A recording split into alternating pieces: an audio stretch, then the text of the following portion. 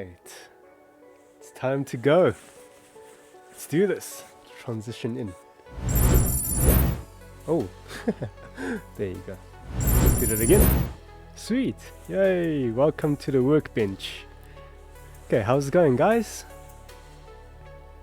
Is everybody out? Yeah, Kenny says, lekker, I like the countdown. Yeah, I like it too. It's nice and simple, you know? Get everybody prepped and hyped. Cool, I think that's just get started, yeah. First of all, how's everybody doing? You know, had a good day? You know, today's Youth Day, so in South Africa it's, you know, public holiday. Did you spend it well? Relaxed? Did you build something? And yeah, as for me, I'm excited to continue with my build. Hey, how's it, Natas? Away, my bro? How's it going, man? Yeah, so as I was saying, you know, from our last streams, we've been, both Paul and myself, we've been upgrading and just tweaking things just to improve the viewing quality for you guys, you know. So one thing that I've added is countdown before the stream started. We've added little tags below our face cam just so you know who we are. Well, it's the alias, so I'm Dr. Kelga there. But other than that, I've upgraded just acknowledging my first stream. There was a few pain points for me, like first thing was like the audio quality was not as great because I had the mic on the table. So you know, when I listened back, when I was fiddling with the plastic of this model kit, because the plastic bag was right next to the mic, just it was really how do I put it, it's distracting. And also every time I put something on the table, you know, again the table on the mic just picks it up really loudly. So this time I've got it, I don't know if you can see on my face cam here, I've got it on mounted on the arm, the mic, so hopefully, you know, it's better quality and it's closer to my face. Not only that, like my last stream, I noticed every now and then my head goes over and blocks the camera. So having the mic on the arm kind of reminds me to stay around this area in my head, you know, just so that I don't obstruct the camera. And another thing is that if I zoom in, you see a little Gunpla SA South Africa sticker here. It's not just to help me focus the camera, but I know to keep my hand around this region, just so that even when I zoom in, as long my hands is above the sticker, then my stuff will be in the shot. So yeah, little upgrades here and there. Right, so let's continue. So I just want to lay out like my objective for the stream today. You know, I want to keep it a bit shorter than last time. Last time we went over like almost like 3 hours. So this time I want to keep it like just an hour and a half and set a objective in the beginning. So today I want to cover some seamline removals on this kit.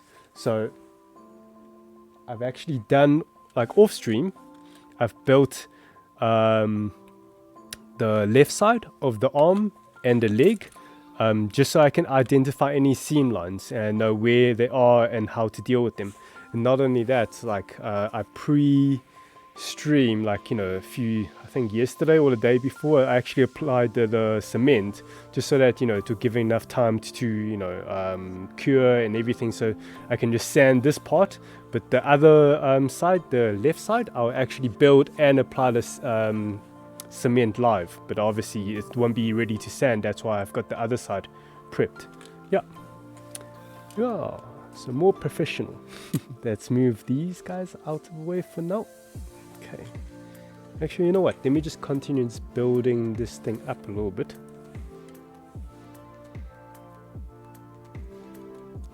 Oh, Natus, good to see you well. Just freezing. Well, you know, that's why we've got the hoodies in the pipeline. Let's get that hoodie produced for everybody, huh?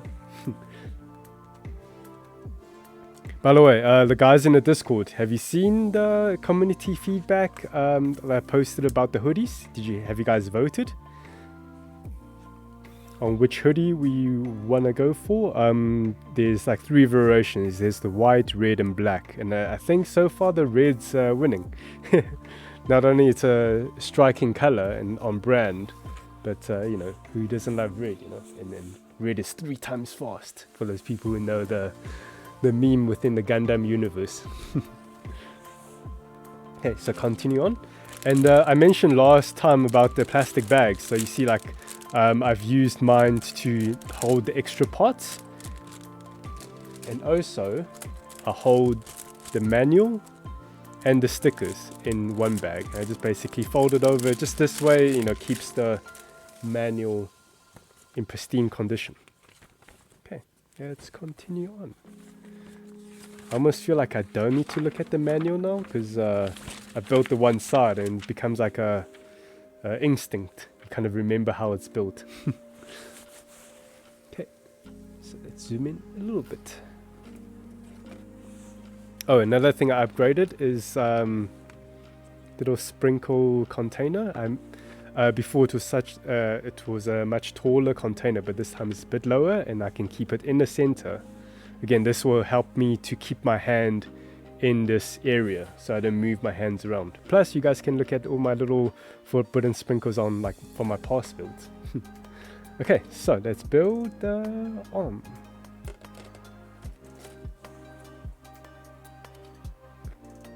It feels like I'm just going to snip off everything. Danny Boy ZA. Good evening, Jeff. Hope you're doing well today. Yeah, doing very good. You know, today's a public holiday, so we just chilled. And hope the same for you as well.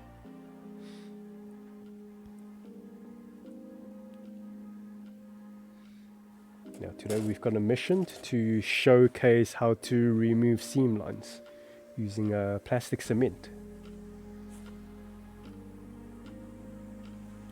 Right on, left on. Now, and the good news about this kit is there's not much seam lines to. I actually don't need this for now. There's not actually much seam lines to remove. That's the great thing.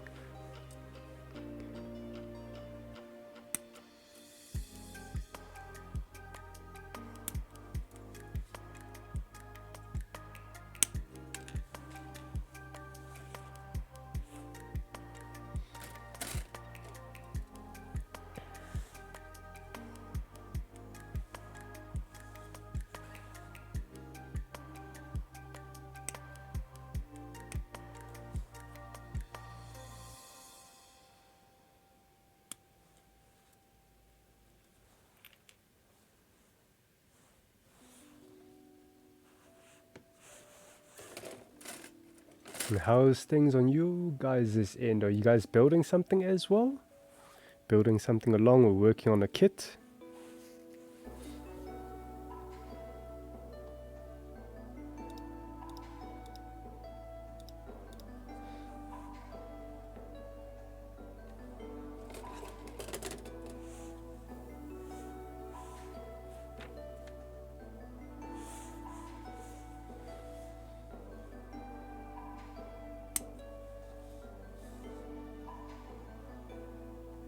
Yeah, I've been looking forward to be streaming again. It's really exciting. It's like all the little tweaks that I've been doing between the stream, and now it's like, you know, putting into effect.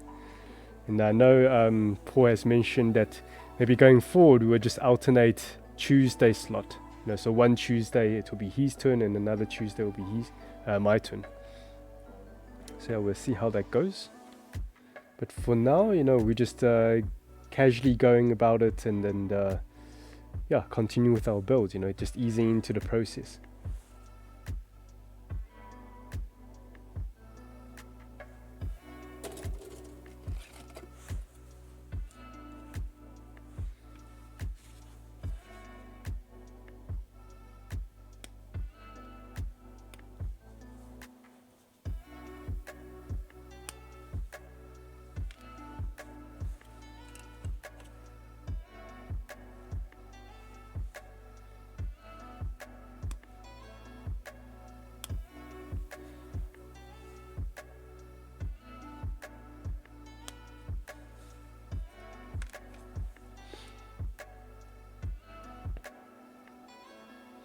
Okay, let's see. Kenny says, yeah, I'm busy adding panel lines to my 30 minutes missions kits.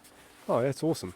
Kenny, you haven't shared any work in progress with us, have you? I don't think I've seen anything from you lately. It will be really cool to see, progress on your builds. And then soon we'll be doing another like community podcast where we cover the photos in the work in progress channel in our Discord. So yeah, show us. Lindsay says snippety snip snip snip. Yeah.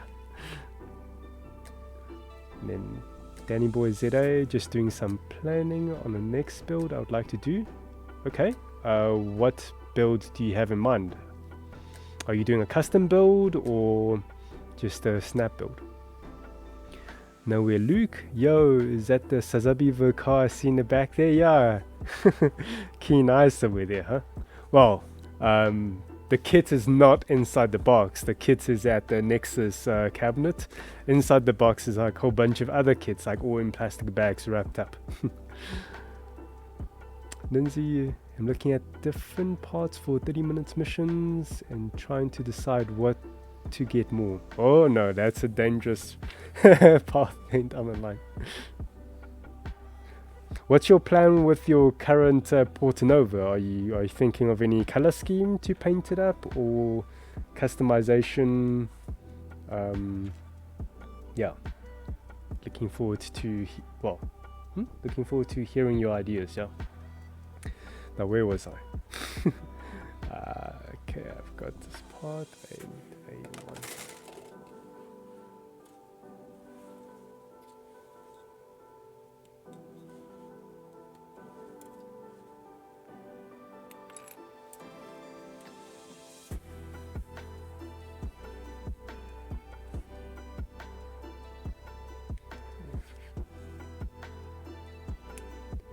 And my voice through the mic is much clearer and louder this time, hey?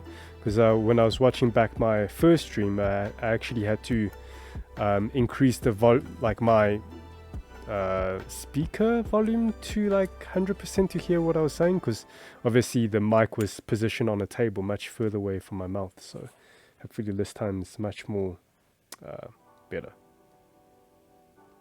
I hope that's the case.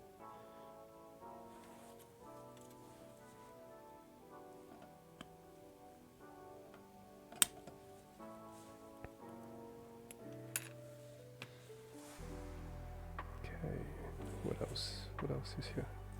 This one.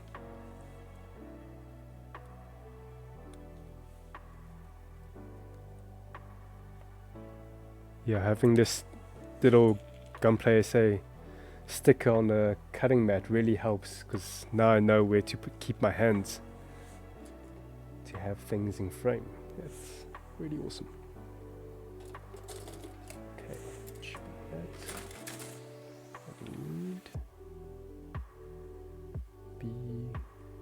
B4.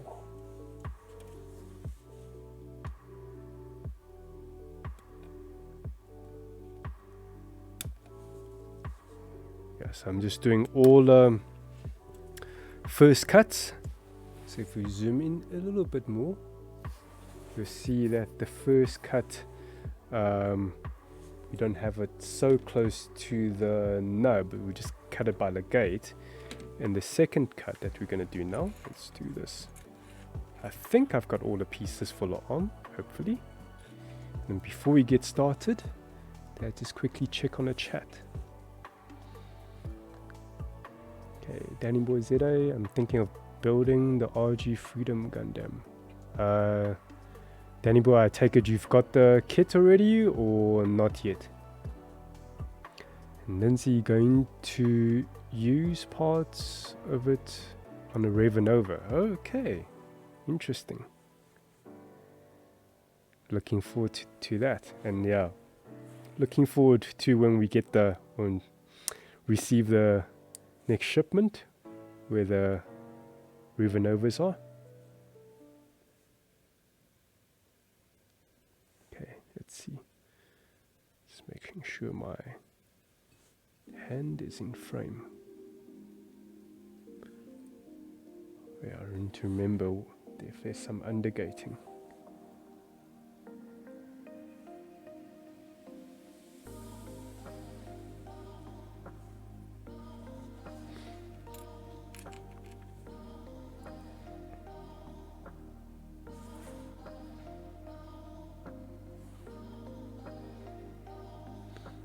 So now we do the second cut, where we cut off the nubs, flushed on the piece.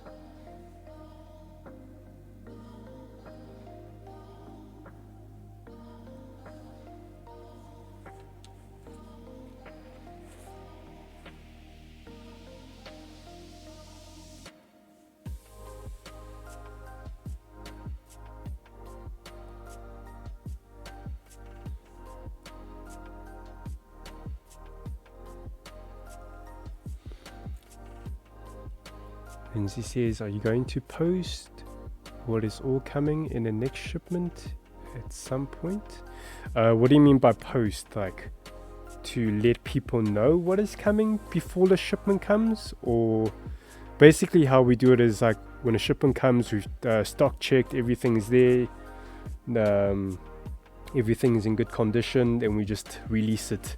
Like basically release the Kraken. We just tell people saying, okay, check the site. Yeah, people go crazy. Well, how you been doing it? Yeah. So we use the Discord. So like Discord is our first channel of communicating to our build force that the stuff is here basically. So when we receive the boxes, we'll like drop a photo of it and say, oh, we've received the boxes, and then that's before we release the stuff. But generally that will be on the day we release. So like if we receive the stuff in the morning or lunchtime, we'll take a photo and then just drop it in Discord first, and maybe an hour or two later on the socials, on Instagram and Facebook, saying, hey, we received the boxes, look out for it later on in the afternoon to see it on the website. And basically you'll see it. The guys in the Discord go crazy for it, and then they just say, oh, what's it, hashtag F5 gang or something, and they just like keep refreshing the site until they see the stuff is live basically. But the people who have made requests, and obviously if you made a certain request and if that item is coming with this coming shipment, we'll let you know beforehand that it's coming, but we won't like tell everybody else like what else is coming, because we want to keep it like surprise, so everybody gets excited of what's coming in. So yeah, that's how it works. But of course, like the Discord gets the word first, and then social media gets it actually a bit later.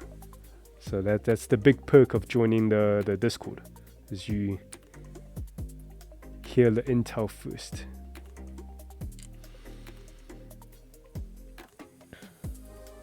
Danny Boy ZA, yes I do, got it more than a year ago. Wow, okay. Phew. You've got patience, eh? Wanted to wait as I wanted to paint it, but there's nothing wrong with building it now and painting it when it, yeah, exactly. Yeah, exactly. So a lot of custom painters, they would, okay, let me just make sure I get the undergate nub block there. Yeah, a lot of painters would first build the kit just to get a feel of the kit in their hand, and they can like better imagine how they want, or plan out how they want to paint it, and especially if it's a custom color scheme. If you're painting like stock colors, then yeah, you don't really need to. But having built it, build the kit first, you also get to, how do you say, like fiddle with it, just to get a feel of the joints. Like if there's certain joints that's a bit tight, then okay, maybe around that joint, like for example the ball joint or the male peg joint, whatever, sand it down a little bit. Or if there's any part that's a bit loose, then okay, maybe hopefully by the time when you paint it, it will become stiffer, or you apply a bit of super glue.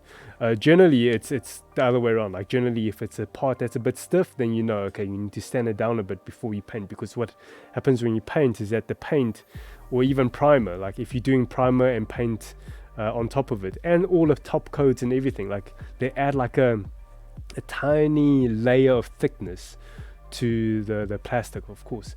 So to put the thicker the part becomes because of painting, the stiffer it becomes, and what happens is the friction will actually chip off paint, and you don't want that. So you get a feel by playing with it, by building it first, playing with it, and you know where to sand it down a little bit, just so that when you paint it, it won't chip your paint.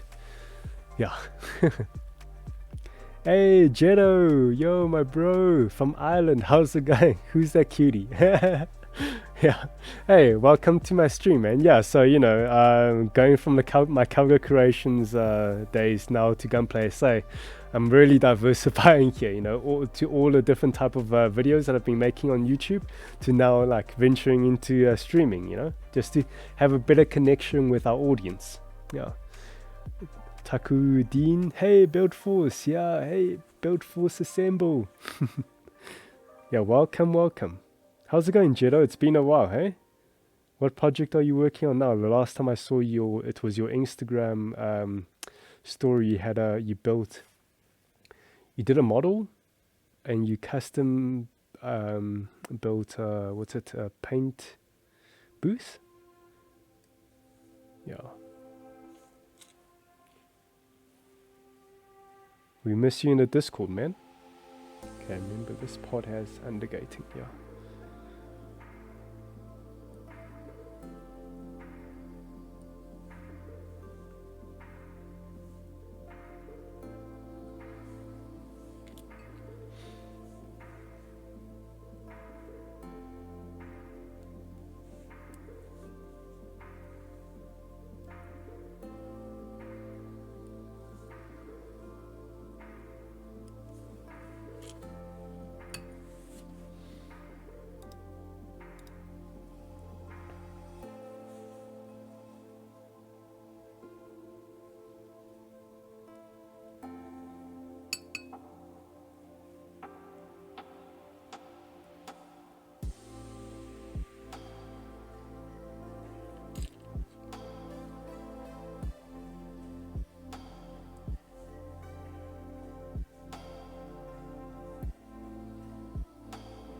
Yeah, for the guys that's new here, yeah, we just started out our streaming adventure or journey last week.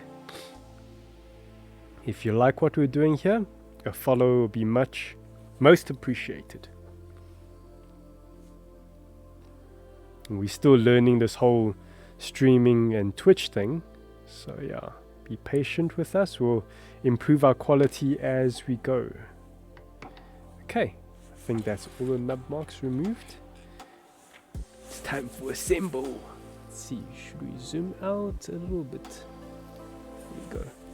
Let's check the chat before we start assembling here.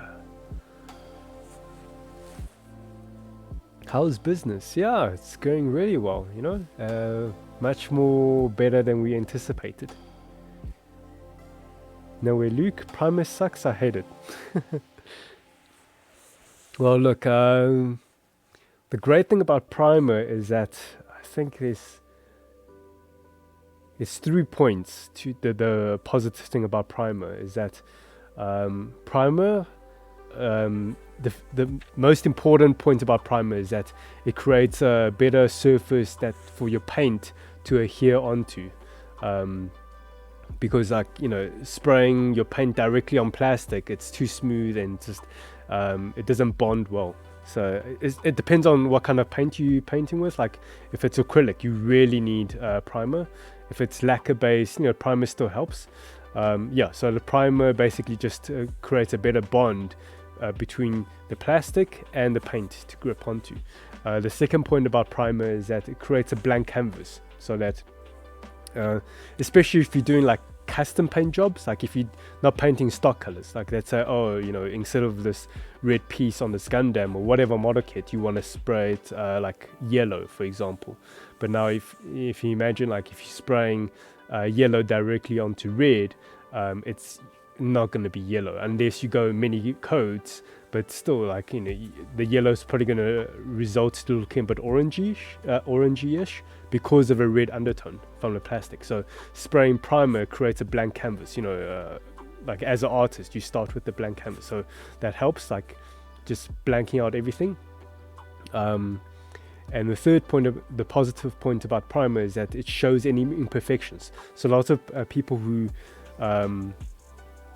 build kits and they do nub mark removals, and I've seen like they like to just quickly assemble the whole kit or partially parts of a kit and then just spray a light coat of primer. You don't need to go like full on intense, like good even finish and good coverage. Just a light coat of primer and to show off any blemishes, like micro scratches that that needs more sanding still, just to have a good smooth surface before your paint job.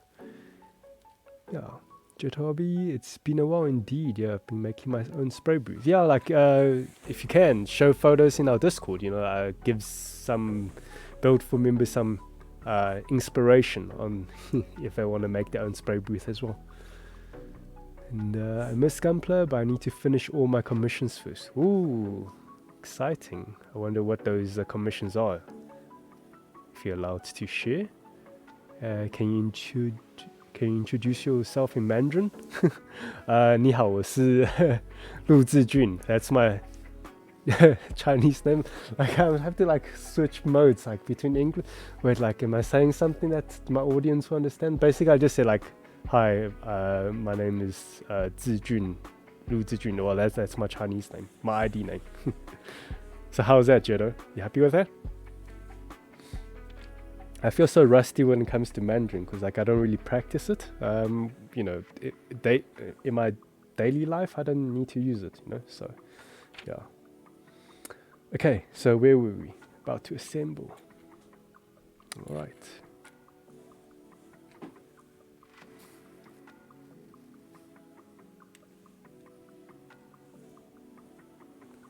Okay, yeah, I'm not in frame. Just need to remind myself to stay around this Gunpla SA sticker. Then I'm good. Okay, there we go. And yeah, kind of a refresher to what we covered last week is that we mentioned about fake assembly, if that's the term to call it. It's basically like you assemble, you do certain processes that makes your disassembly process easier after you've assembled a kit. So for example, like if you look at male pigs, that goes into like the other side of the female holes. If we show it in the camera here, see like those two male pigs that goes inside. If we give them a snip at an angle, let me just get my little thing here, 45 degrees, about half, give it a snip, and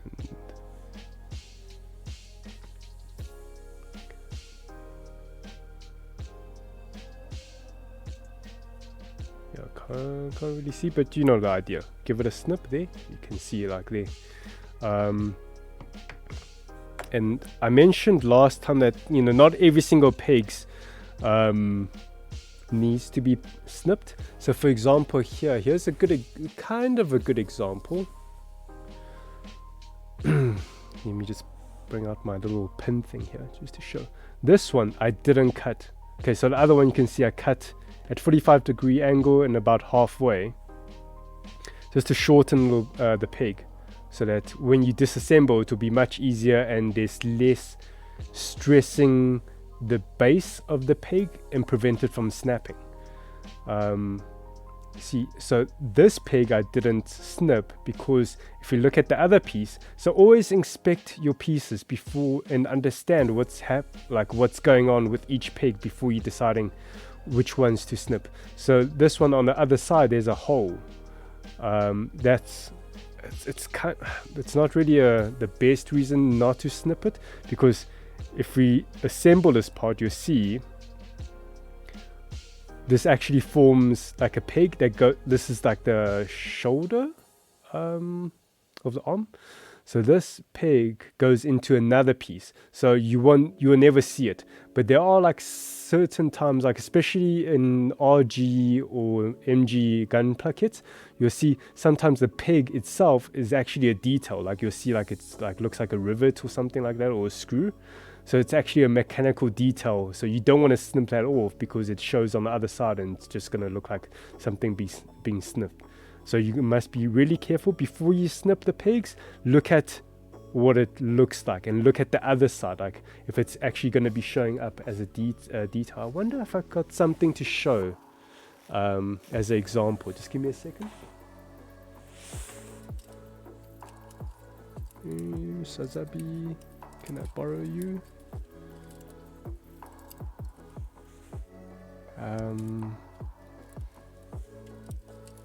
Yeah. You do come across them every now and then, but okay, I haven't seen it on this one, I think. But anyway, yeah, so just be very careful before you snip every single male peg. Yeah. So as a builder, if you're especially building it for the intent of painting it later, if you're gonna be doing like tricks like this where you're snipping the pegs, like take three more times, or your English. Just be very mindful. Take your time 3 times more before you snip pegs. Yeah, because generally once you snip, there's no way of going back. Because you know you can think, oh, maybe I can just cement it back, but when you snip at plastic, it deforms that plastic around that area where you snip. So yeah, even if you like cement it, it will be a bit deformed and you'll just need to do a lot more work just to bring it back. So yeah, be very mindful before you do stuff like that. Okay, let's zoom a little bit back in and let's just check the chat.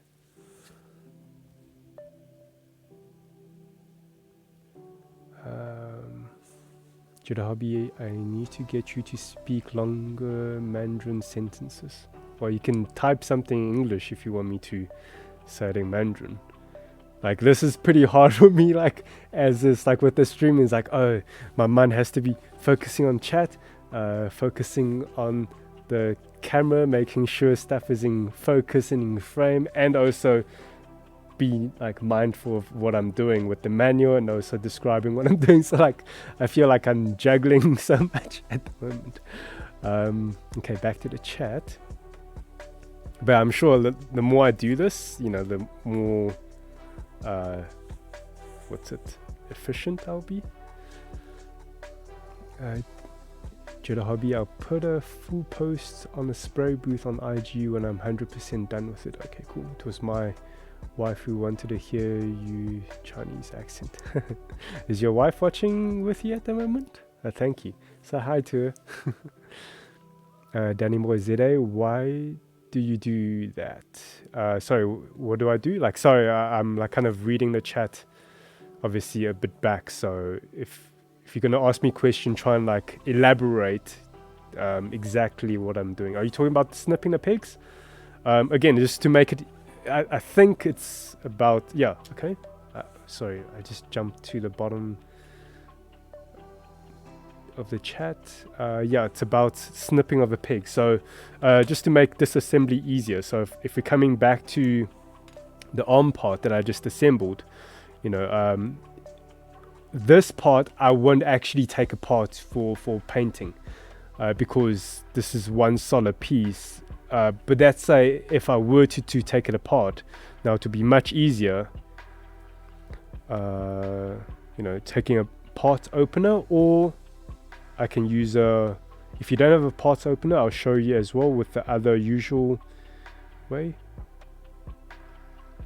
Wedge it in between the slit where your piece is assembled, wedge it a little bit, come to the other side, and on the other side, let me just use the traditional tool, not the such fancy spoiled tools. So you can just use a craft knife, hobby knife, and just like wedge it in between the piece and just wiggle and then go around. Same thing, repeat, wiggle, wiggle, Here we go. And this should be it. So because I've snipped the pegs a little bit more, you don't have to wiggle as much. Like at this point, it's pretty safe to take apart already. Okay, still being very careful because I'm on camera here. Who knows what can happen. There you go. Now if we didn't snip the male pegs, they'll probably be like this long. And if you try and like pry things open, and if it's especially at the angle, like if you're pulling it not like straight, yeah, if you're not pulling it straight, if you're like twisting it like this, you're gonna stress the peg at the base and you're gonna snap it. Now when you snap the peg, what's the negative point about that is the peg's gonna be stuck in the female joint and you will never get it out unless you drill from the other side. But you don't want to do that because you could be harming the outer surface. And now imagine like, okay, this piece has 3 points of male connections. Now let's imagine if there's only like 2 points or even 1 point of male peg connection. Now if you snap one of the 2 or one of the 1, it's like, how do you fit it back? Well, you're just going to have to cement.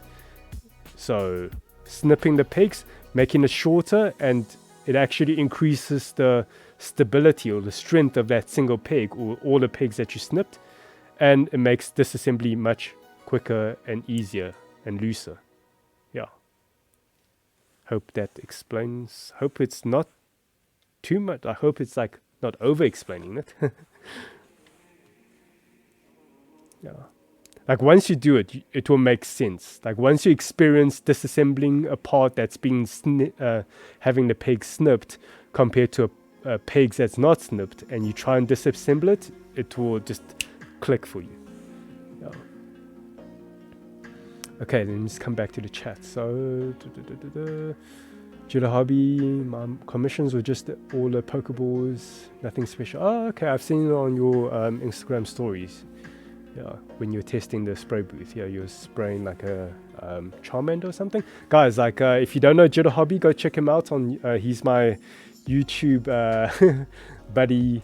Yeah, go check out his YouTube channel and check out his Instagram. He makes some really cool videos as well. You know, there's some Gunpla and there's some 3D printing. Yeah. Nowhere Luke. Disassembly the Granddaddy 3.0 was a pain in the ass, but I think that's just because the finicky nature. Yeah. Yeah. Well, I enjoyed my MG RX-78 3.0.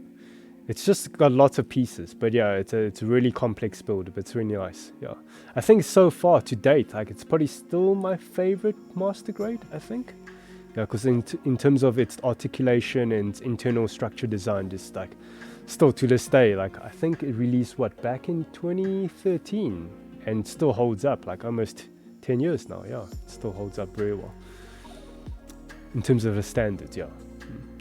Noe Luke, measure once, cut thrice. That's what I always like to say. Kapaku? Okay. Danny Boy Zero. Okay, snipping pace. But I got that. Thanks. Yeah. Ratas. Hello there. Hey, Ratas. Welcome to see you. Good to see you here. Super Sculpt. Ratas. It isn't a sword. A sword? What?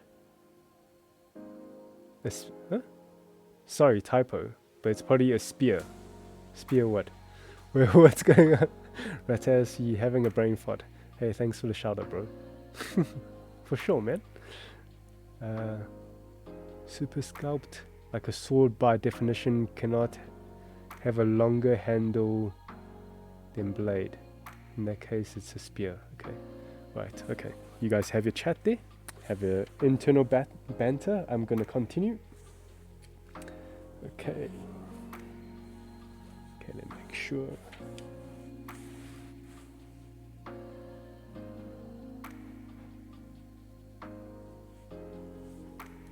All right.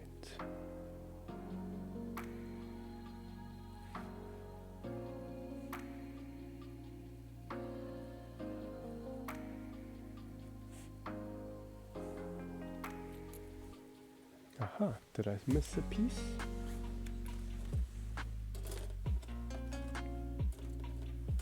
Yeah, seems like I did. Okay, so cut by the gate. So first cut a bit further away from the piece. Then once the piece is off, you trim. Let's see, is there undergate? Yes, there is. So give it a trim.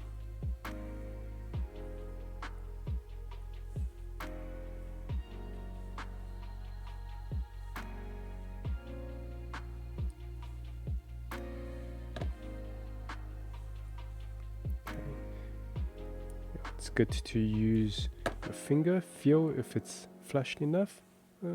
It's enough, it's fine. Let's see, do we need to trim the pegs? Yeah, let's do it. I just see, where's the connection point? Okay, from both sides. So, give it a trim here.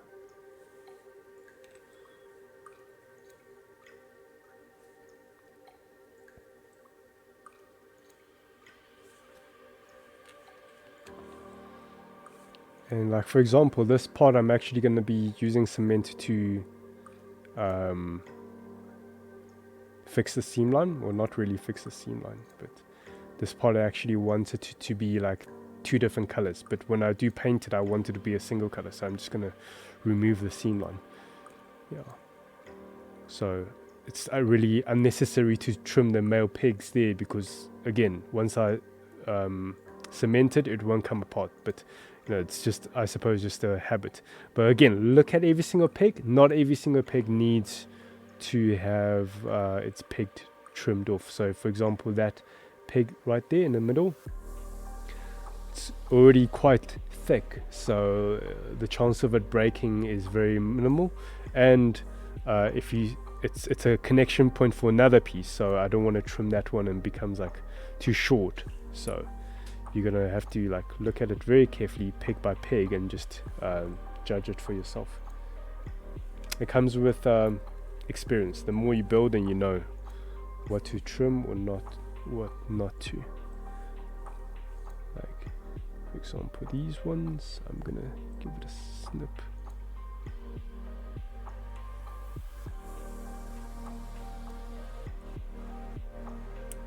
Just a little bit.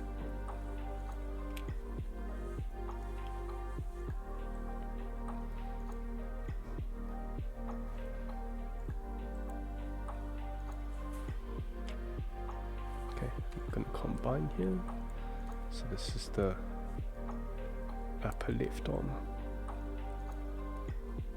Cool.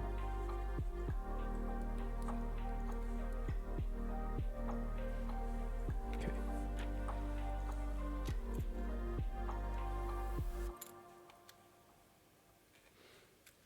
Okay, check this chat quick. Ratas, not gonna lie, Jeff, I was confused at first as well. I'm not arguing, so it's not argument. Danny Boy Zedo, can you explain to me what a dry sticker is? They spoke about it in the Discord. Is it just the normal stickers that you get with the kit, or are they like the water slide decals you get? Okay, so what you're referring to is the dry transfer decals. I wonder if I should bring them from my, like, around.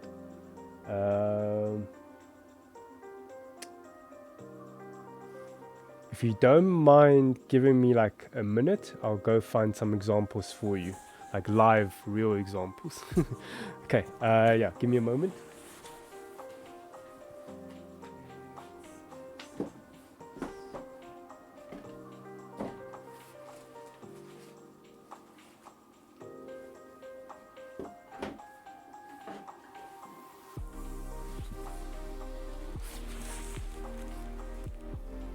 Okay, right.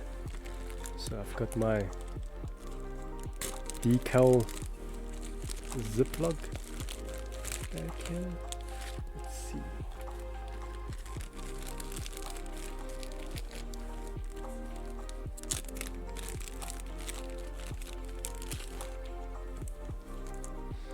Okay, let me just find. Okay, oh yeah, I can use this one. Yes, yes. Yeah, that's fine. Okay, so when you're building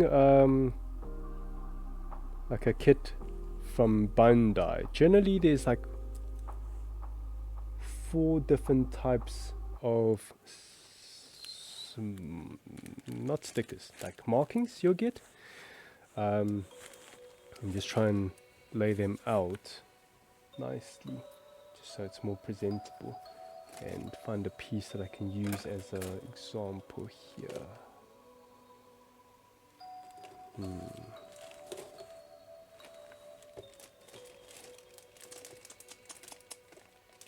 have a big. I'm gonna use this model kit as an example for the transfer. I'll remove it afterwards, but I'll do it on camera just to show you. Let me just quickly snip off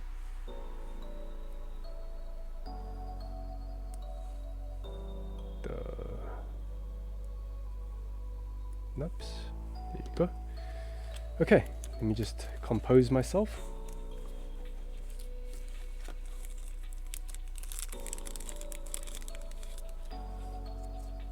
So this is from a very old kit of mine, so I don't mind using it as a demo here. And where's Ultraman's?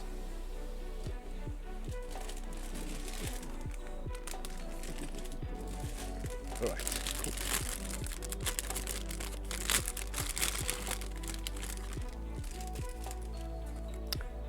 Okay, let's check. Okay. I think what would be cool is a Q&A stream. Yeah, that'll be cool. It's something we can do in future. I want your Sazabi decals. No, it's mine. Hands off. Okay, so you get 4 types of markings or decals or whatever you want to call them, or stickers. So, well, 4 from Bandai. You get the industry standards in terms of model kit hobby is you get the water slides, and obviously how it works is that if I just zoom in a little bit, you cut them off and you soak them in water, and once they absorb the water, it will separate the decal and you can actually just transfer it to your piece. So this is the industry standards, but what Bandai likes to do is they like to make it their model kits as beginner friendly as possible, just so that people don't need to like really skill up to really experience their kit. So what they include as well, like the water slide decals, it's kind of a for them it's like a experienced kit that will include it. So if you get like a master grade version Katoki kit, then all of them will include water slide decals, because the intention is like version Katoki is more catered for the fanatics that know of who Katoki is. So generally those people who get those kits are already familiar with model kit building already. But when it comes to their other model kits, like their high grades, real grades or master grades, even perfect grades, they include stickers. But now there's different type of stickers. So you get foil stickers, which comes in like this foil silver, and yeah, as you can see, so they use the foil stickers for purpose of color correctional sticker, if you put it that way. So for example, this big gray piece here is basically to correct the color correction like of this detail on the back of the leg, because it's just not, I wouldn't say it's not possible, it's just they chose not to do that. Like they didn't do a part separation for this model kit, because this is kind of a, they designed this model kit to be more entry friendly, so they didn't do too many part separations. So for that detail they just gave you color correctional stickers in terms of foil stickers. You also get sticker decals, which is like just marking decals, but this is like it's clear base. So as you can see, if I peel it off, it's clear. When you stick it on a piece like this piece, then you won't really see it. Like once you rub it on, then it's nice. It's like from a general distance you won't see it, but you know, if you look really close you'll see the border, you know, so people don't really like that. And over time it starts to, if you fiddle with the model kit, then you know it will kind of how would you call it, like curl up if you put it that way. That's why, you know, as dedicated model kit builders, they prefer water slide decals. And the last one, the one that you mentioned, is what is the dry transfer. So this is what it is. So usually they come with like almost like a rice paper on the back, just so they don't get transferred out. But this one's quite old, so I lost the backing of it. But if I use one of it as example, let's cut out like my own camera. There you go. So what's cool about these is that they don't have edges. So unlike water slide decals that also have like a clear border, or even the sticker decals, these, once you transfer it onto the piece, they don't have edges. That's the very big pro about them.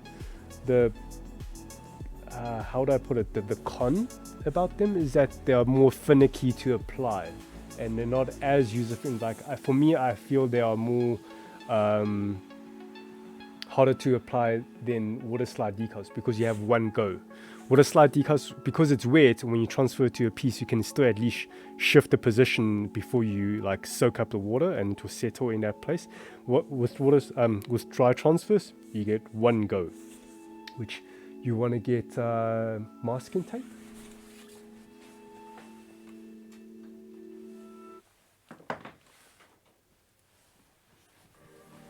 Sorry, normally I'll get hobby level masking tape. I'm just going to use normal painter's masking tape that you can find at a hardware store. These are the, you know,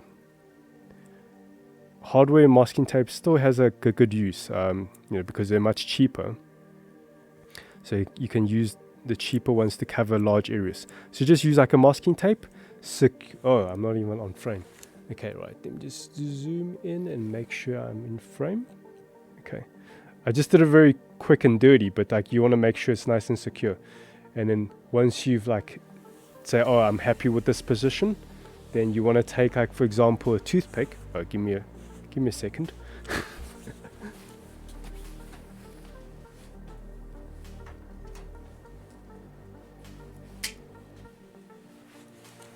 You can use a toothpick or like a ballpoint pen. I just always use a toothpick and it's been fun. So there you go. And you just rub. I hope this is still okay, because it's like, this is from a really old kit, like more than 10 years old, so I hope it's fine. And you'll see as you rub it, let me just zoom in a little bit more. Yeah, you'll see that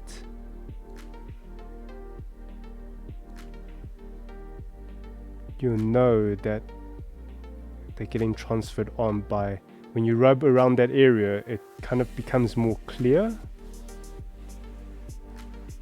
And the cautionary thing is that make sure you go over and scrub the whole entire piece, because if you missed any part and you lift up this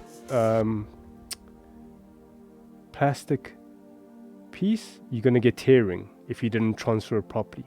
So okay, I know, like as you can see, there's some letters going off the piece, but you know, this is just for demo purposes. So once you've got it, let go, and there you go.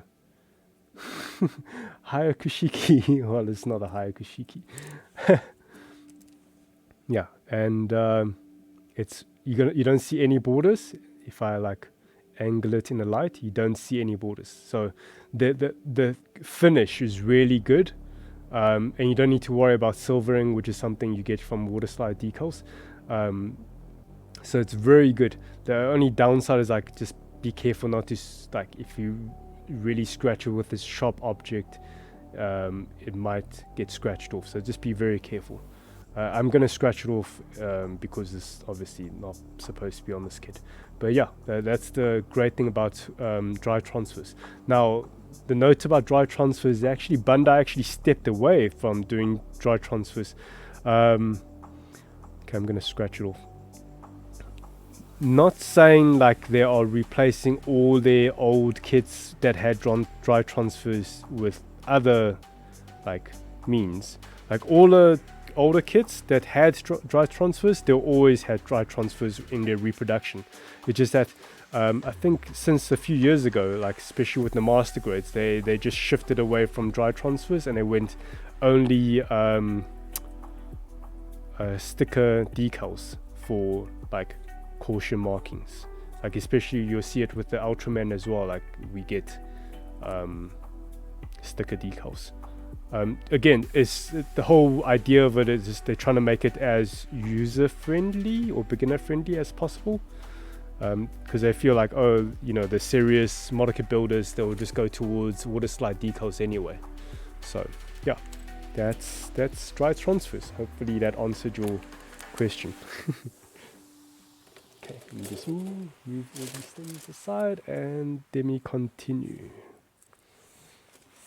Okay, let me check the chat.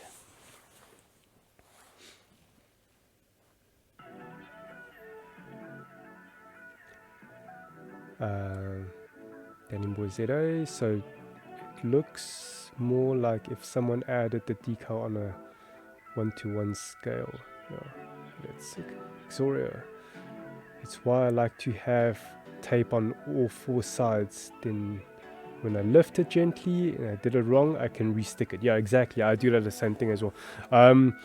If it like dry transfer decal is really tiny, then I just kind of get away with sticking on two sides, and I use a very small like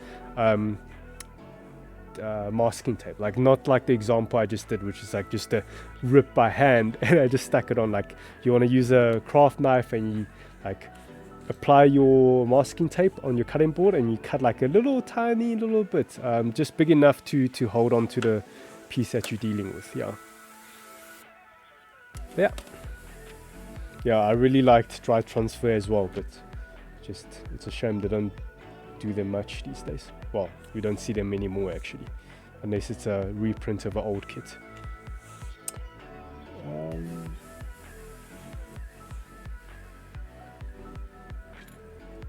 Okay, where was I? By the way, Xoria, greetings, hello. Thank you for joining. How are you doing, man?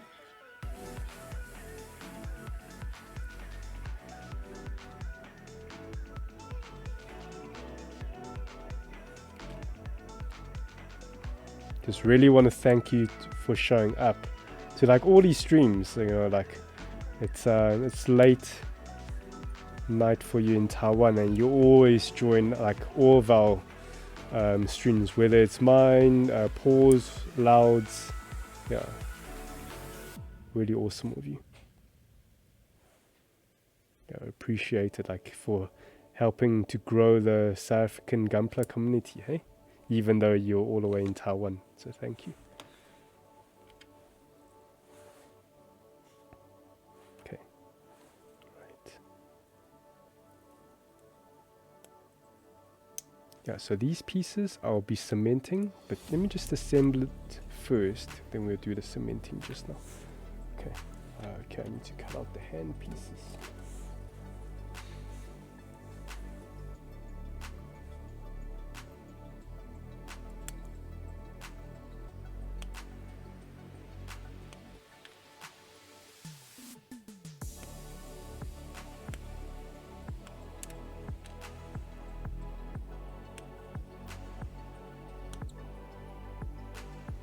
And Danny Boy ZA, what's your handle in our Discord? I don't. You've got a different alias in the Discord, right? I don't think I've seen Danny Boy ZA in Discord. just so that I know who I'm kind of talking to. You don't have to disclose if you don't want to.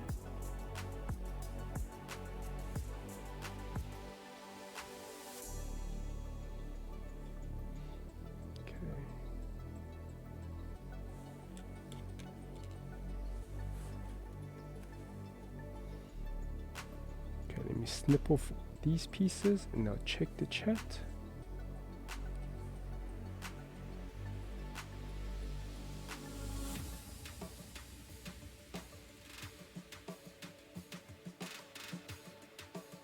Oh, that's fine.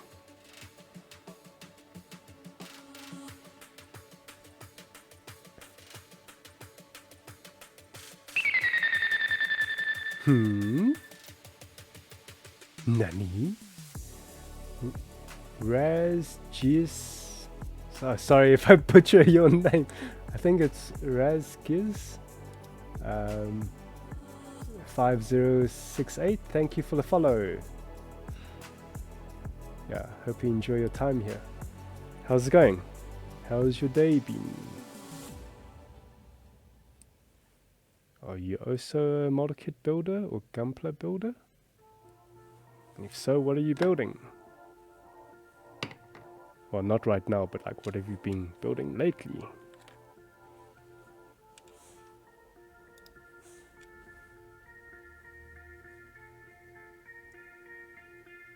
Okay, let me check the chat soon. Disassemble this hand.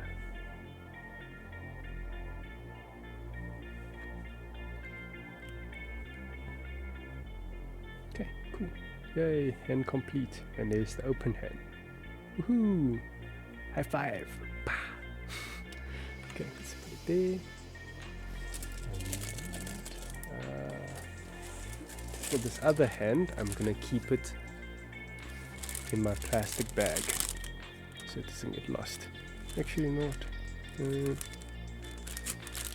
Yeah, let's do that hand. Okay, let's check the chat before we move on to the leg and we do the seam lines all together. Actually, I think we can finish this build today. Okay.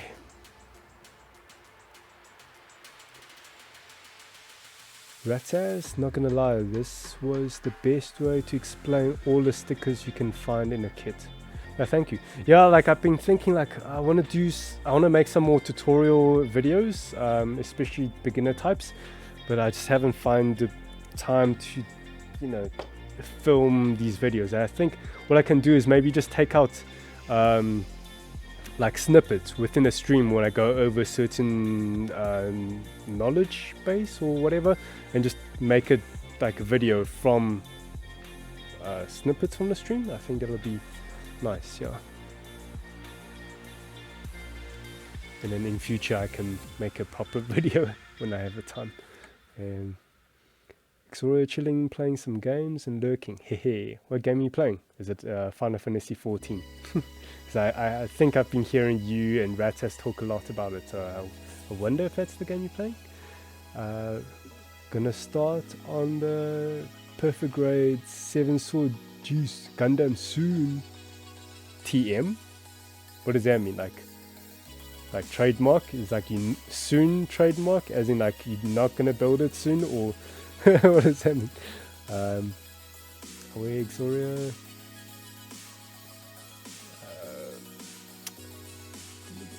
Danny Boy. Okay, Danny Boy is this Discord alias is Danny Boy. Oh wait, yeah, sorry, yeah, I've seen you in Discord. No Sleep Shogun. Hello there. Thanks for the info about the stickers. Learned a lot. Yeah, thank you. Yeah, hopefully it's useful information for you guys. And No Sleep Shogun, looking forward to seeing your HG RX-78 Beyond Global finished, hey? I think the last time I saw your photo was you had the upper body and the waist unit, so you've got the, the legs and the armaments, shield and the weapons to do, hey? Danny Boy ZA highlight. Yeah, that's what I meant, like making a highlight video for the tutorials. Ratas, dude, I've seen your tutorial vid and And as someone who hasn't even learned builder kit, I understand a lot more. Yeah, thank you. I was trying to make it, useful knowledge for anybody who, maybe are still new to the hobby, or before they consider jumping into the hobby, just making it as, easier to understand, I suppose. But yeah, there's production quality that goes into that. So if I can make it from just taking highlights from the stream, that'll be much easier. Okay, let's continue with the legs. Now I feel confident to just snip everything off now, because I built it once. Let's zoom in, enhance. I built it once for the right leg, so the left leg should be very easy and similar. And there's not much pieces left on the runners, so it's like basically all the pieces that's left is likely for the legs, the left leg.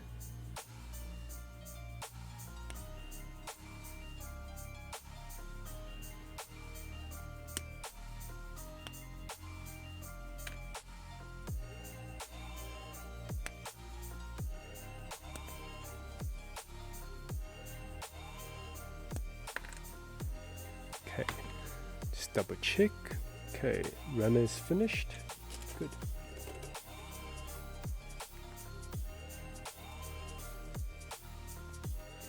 And this Ultraman, he doesn't have much accessories. He just has a spear.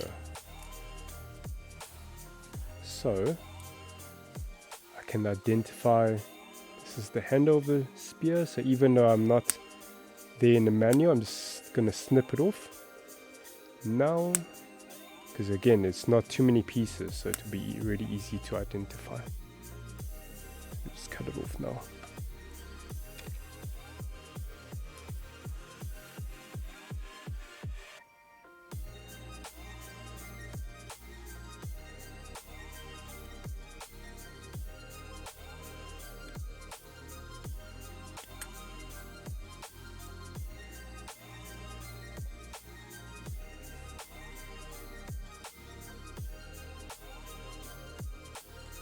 So I like to snip the thin gates first, or the thin connection points, from the gate to the piece, then to the thicker ones. Okay, check the runner. This one's also empty. Yay! And I also like to cut like from the bottom. So like I have my nippers pointing up and cut from the bottom, just so I can get a good viewing angle of the runner, of the piece that I'm cutting. Not only that, it's also better for presentation for you guys on the camera here.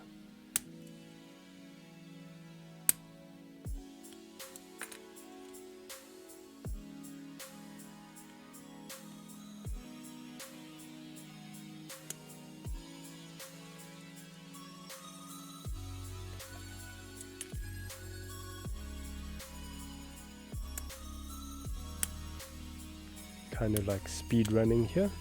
So I'm gonna snip off all the piece here and then check the chat. Let's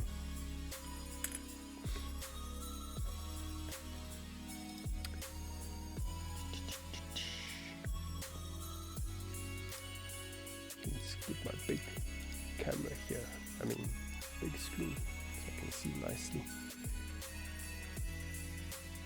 Okay, question to you guys. So we love building our model kits here, and I just want to ask you guys, what is your favorite build so far? Like even just snap build, or even your painted build. So yeah, what's your favorite Gunpla or model kit build in general? Like it doesn't matter if it's Gunpla or not, as long as a model kit. Like what is your favorite build of 2022 so far?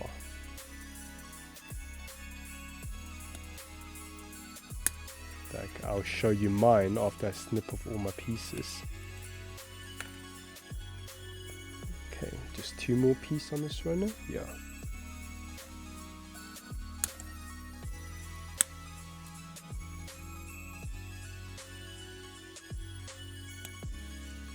And then I just want to check all the other runners if I've got every single piece. Cut off. Okay, this one is also clear. Okay. Go include this piece. There you go. Okay, this one's for the spear.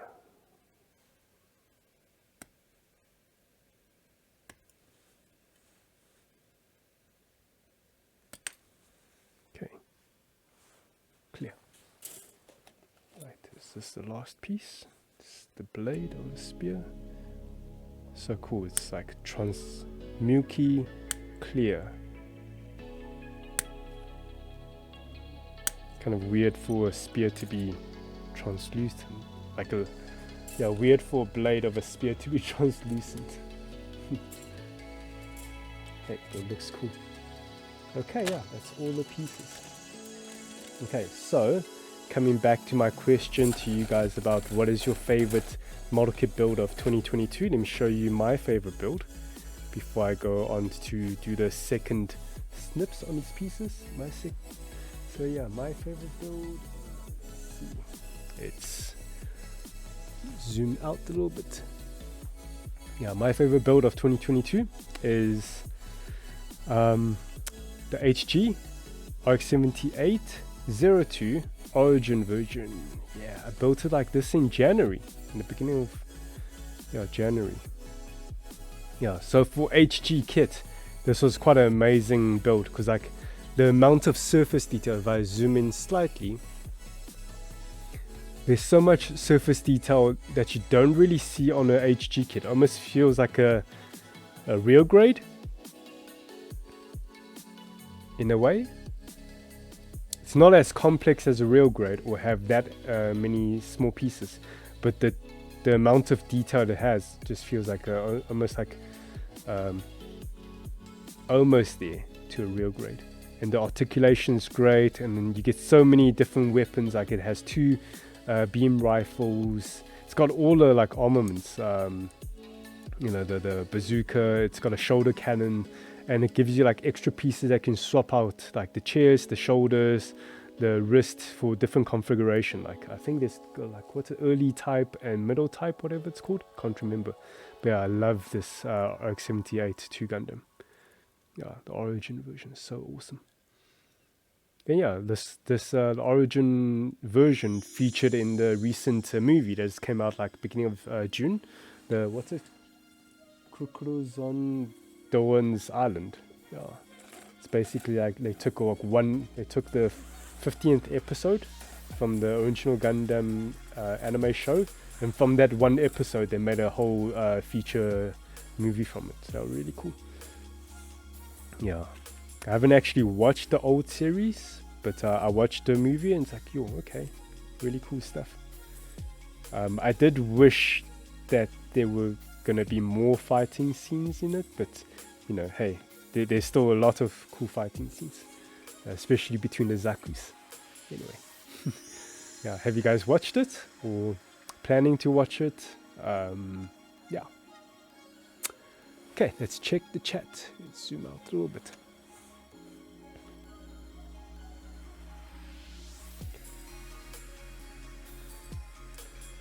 No sleep Shogun. I finished the main model minus the weapon and shield. Okay, cool. Looking forward to seeing more photos of it. Ratas, if off, I will check you guys and girls later and have a good night. Cheers, have a good stream. Thank you. Yeah, have a good night. No sleep Shogun. Oh no. Hey, welcome back. Okay, not sure what that was. Otakudin. It is honestly between 3 kits for me. I can't choose a favorite build out of them. HG Mobile Domain, HG Shazaku 2 Origin version, and a 2001 HG RX78 2. Yeah, those are great builds. Yeah, the Shazaku 2 Origin version is really, really cool. Like we would love to get some for the shop. They just they have a lot of service. Like all the Origin version kits have a lot of surface detail for HG, you know, kit. Yeah, it's really awesome. Loud Lungs, how's it? Sorry I'm late. No worries, Chom. How's it going, man? Yeah, you being well? How's all the Choms? Tied between... Okay, so Nata says tied between RG, Wing, EW, and MG Barbie for me. Whew. If it was me, I would say MG Barbie. Yeah. Just because it's so different. But I suppose like the Wing Gundams are also very different in general, because like no other Gundam have like angel wings or mecha angel wings. Tabadine, howdy, Loud Lungs. Okay. Some greetings among you guys. That's awesome. No Sleep Shogun. I actually watched the Origins movie 1, 2, 3 today. Okay, cool. Yeah. I actually need to catch up on the Origin stuff as well. Raz, Gears, MG Origin RX-78 was my last build. I'm looking forward to building my MG Exia. Ooh, nice. Yeah, I'm really digging the look of... I haven't built one, but I really dig the look of the Origin... the MG Origin RX-78. Yeah, it looks really cool. Yeah. Hopefully we'll be getting some of those for the store in the near future. But yeah, MG Exia is also kind of my... like one of my... like highly rated builds, even though it's like kind of old, but it's not like outdated, and I just love the design of it. And obviously over time, like you will get some loose joints, but you know, you just whip out the super glue and just like thicken up the joints and just pop them back in, and then yeah, they'll be fine. Because at the end of the day, these things are like model kits, they're not toys. You know. Sure. Okay, guys, I think I'm gonna have to extend the stream a little bit, because I know like I wanted to aim for like 1 hour and 30 minutes, but I haven't even gone to the cementing part. But that's my mission. I want to show how you cement a part and just quickly sand one part, just to show you how we get rid of the treat the seam lines. Okay. So one more thing in the chat, and I'm gonna continue with the legs. Okay. And that was when your first stream dropped 6 minutes ago. Not sure what you're talking about there, but okay, let's continue. Okay, let's snip off the rest of the pieces. Let's enhance. Here we go.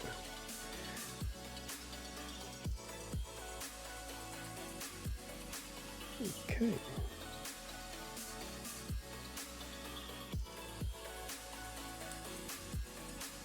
And then for you guys who have watched a bit of Gundam, especially in the UC timeline, or not even watched, if you're just familiar with the, you know, UC timeline, if you have to vote, like, would you be Team Earth Federation or would you be Team Xeon? I'm personally Team Xeon, just because I love their mobile suits design. So unique, and yeah.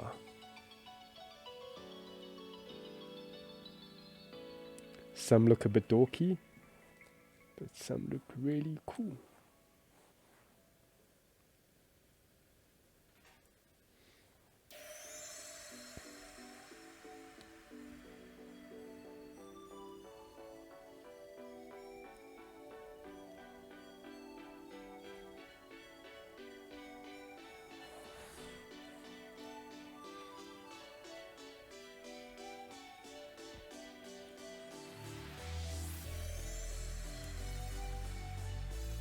And after you choose whether you're Team Earth Federation or Xeon,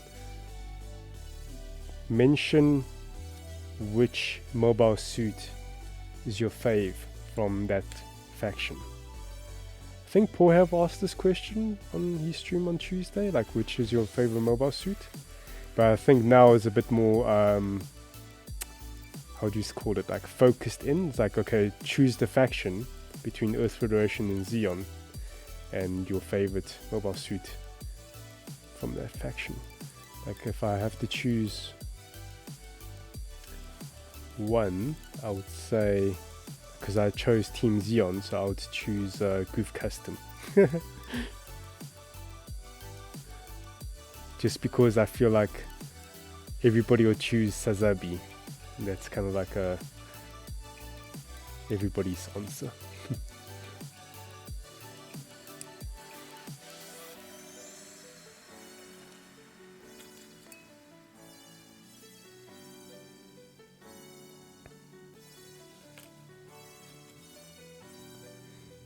Okay, so you guys can drop in the chat. I'll check in a mo. I'm gonna speed run through all these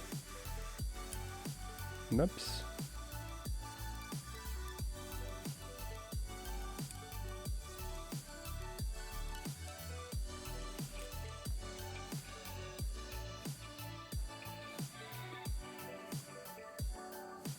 There's something else I'm doing. Let me zoom out a little bit. As I'm like treating the nubs with the second close cuts, what I do with the piece afterwards, I just try and find where it is, and I put it right there where the manual shows that piece.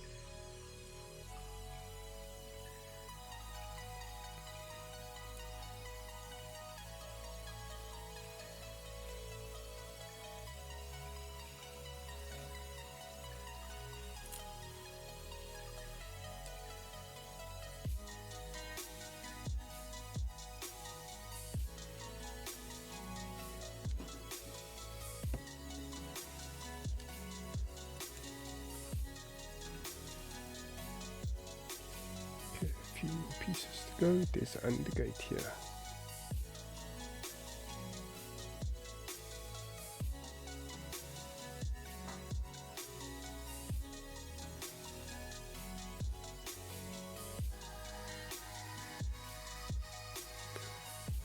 Trying to like really pay attention to make sure I don't snip off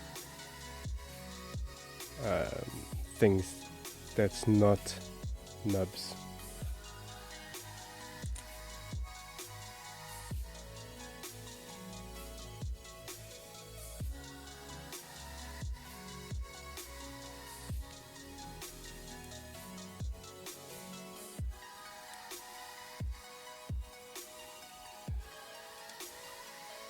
Okay, a few more pieces to go, and I'll check the chat.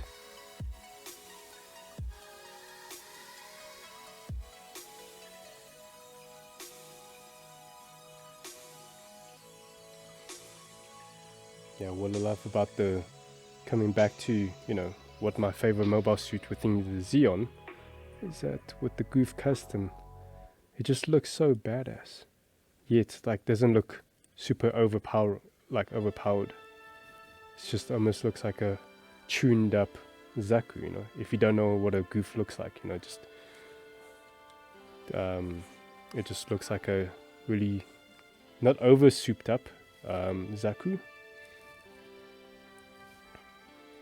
So you can still see that whoever pilots it has to rely on their skills rather than just being like a very overpowered suit. Like if you look at a Sazabi, you just know like this thing's like really overpowered in terms of specs. But with Goof Custom, it doesn't look that way because it kind of just looks like a mass-produced Zaku in a sense.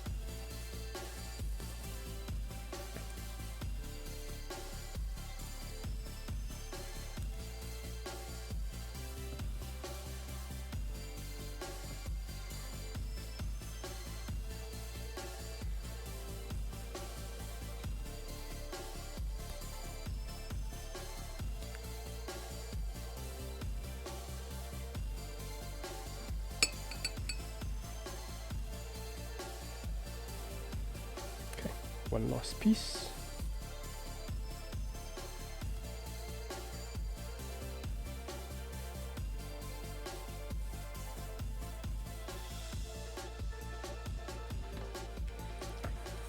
Okay, Where is this piece? Oh, there you go. Okay, let's check the chat before we assemble. Okay, where were we?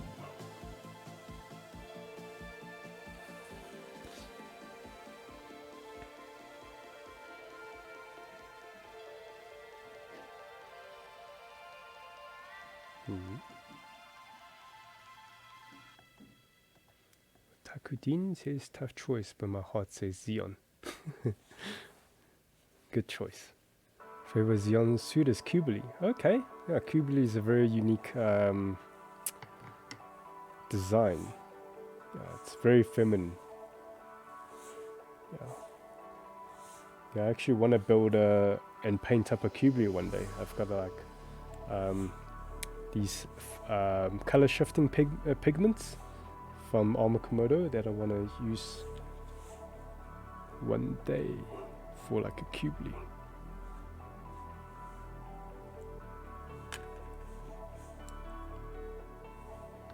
Oh, another tip about snipping the pigs: use like a basic nipper. Don't use.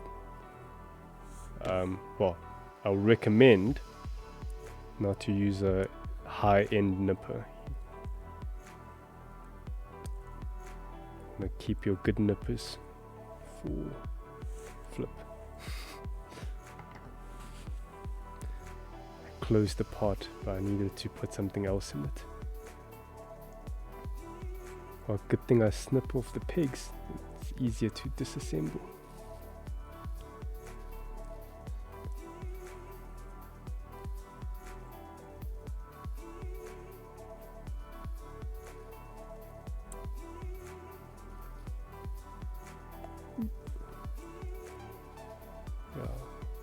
When you're separating pieces, be patient.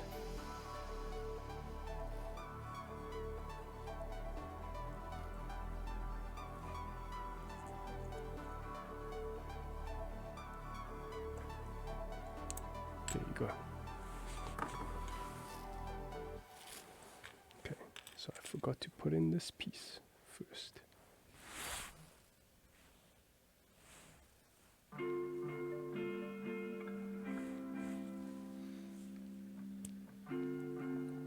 Like so? Or is it this way?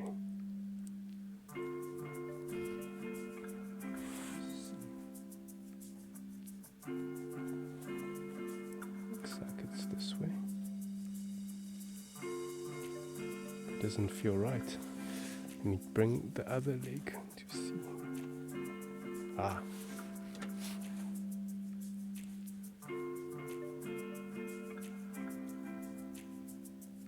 Hey.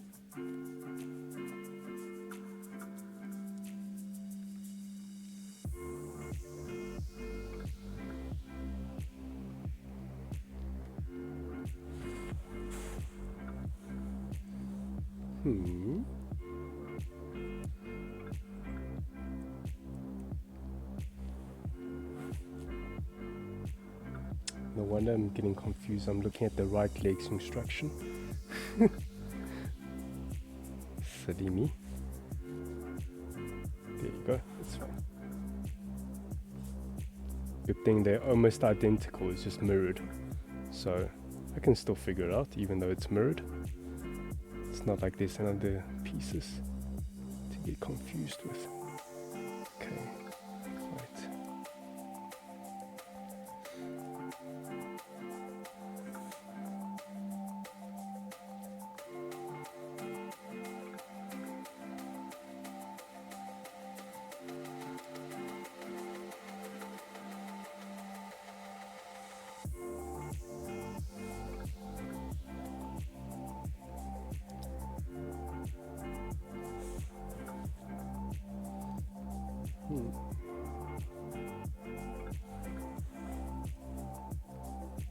This piece.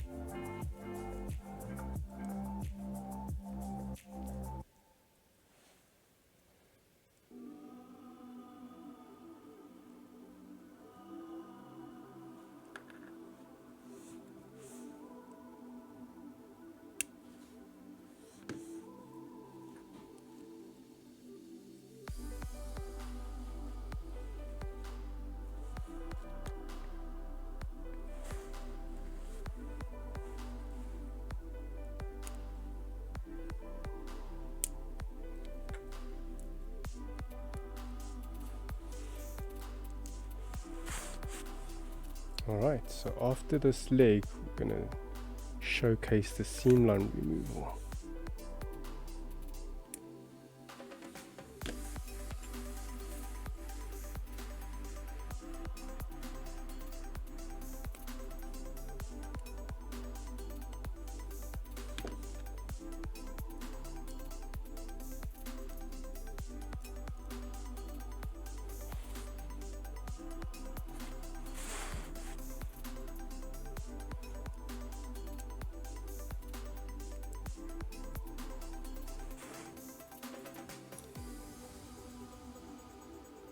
I really dig this build of the Ultraman. It's really different, yet simple.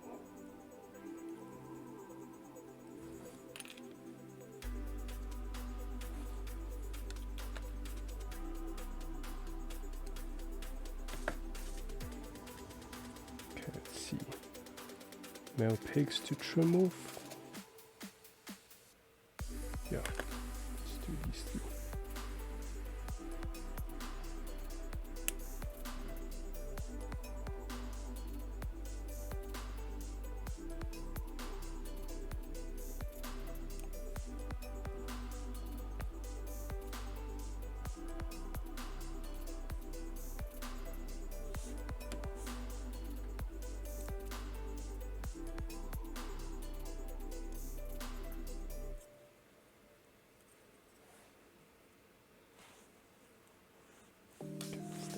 Done.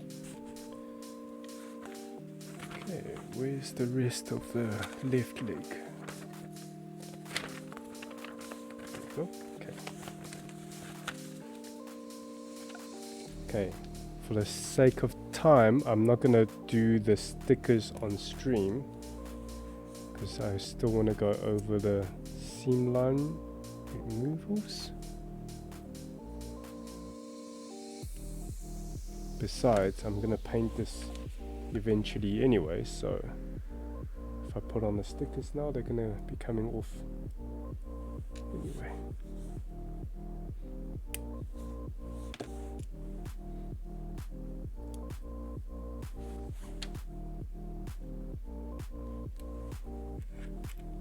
Okay, almost done, and I'll check the chat.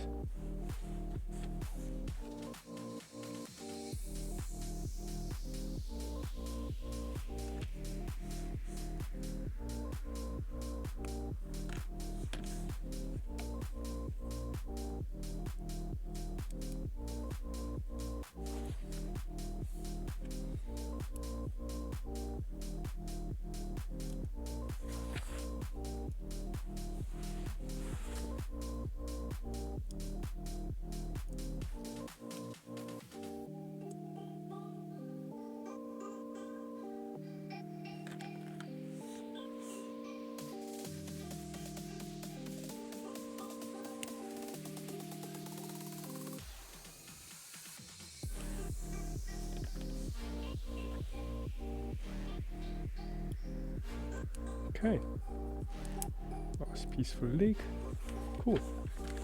And let's quickly assemble the spear as well together while we're at it. It's just a few pieces to do. Let's see.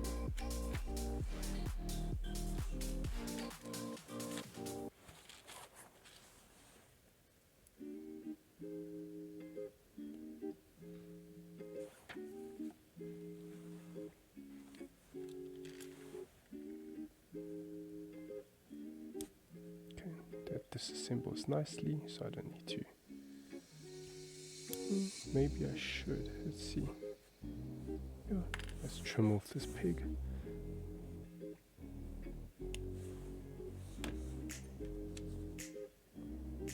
Yeah, so times when you want to know if you should trim off certain parts, assemble it and disassemble it based on how difficult it is to disassemble. You see, now it's very simple. Yeah, so based on how difficult it is to disassemble, then you can know how much to trim off whatever part that you want to trim off. Okay. Oh, that's very cool. Very nice part separation there. It's really cool. Okay, the build is pretty much finished. Yeah, it's finished. So let's go back to a whole purpose of, well, not purpose. Today's mission is to cover seamline removals, and it's a good excuse for me to whip out the Mr. Cement SP Black. Yeah, let's give it a quick whiff. Ooh. No intervention, guys. It's not an addiction. I can stop anytime, eh? Okay, so let's bring in the kit and see where we need to remove the seam lines. Okay, right, before we do that, let me just go over the chat quick. Okay. Okay. Loud Lungs is asking, no sleep Shogun, did you enjoy the movies? I think he's talking about the Origin movies. Okay. And Paul, Machine Heart, had internet issues, couldn't join. Oh well, better late than never. Good to see you here, Paul. Okay. Loud Lung also agrees with Dean that Cubile is a banger. Yeah, Cubile is really cool. It'd be really cool if Bandai makes a version 2.0 for the master grade of Cubile.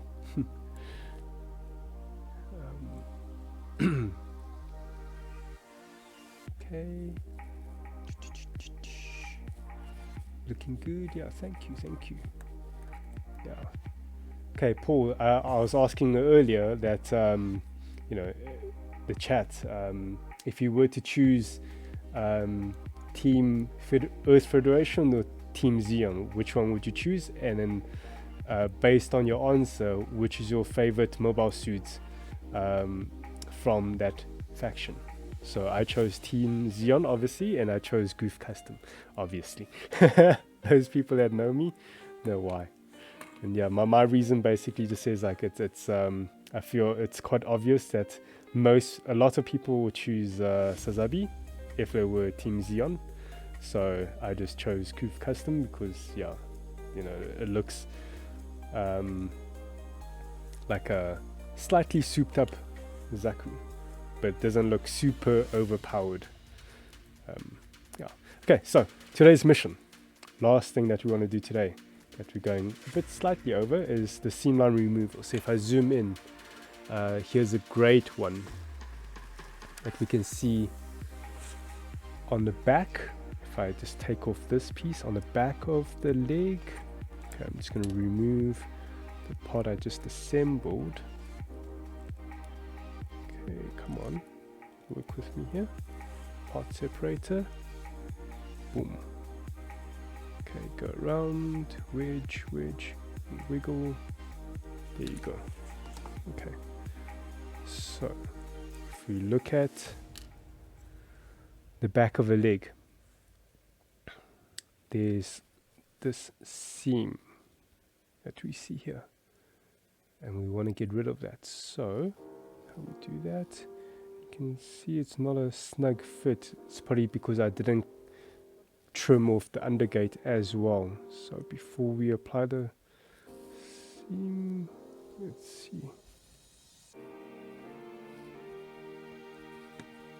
Okay, I need to remove these pieces before I can do that.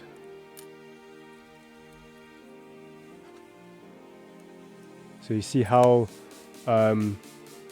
easily I can disassemble because I've snipped off a lot of the male pegs, gave them like a circumcision, make them a bit shorter, so that's much quicker and easier to disassemble.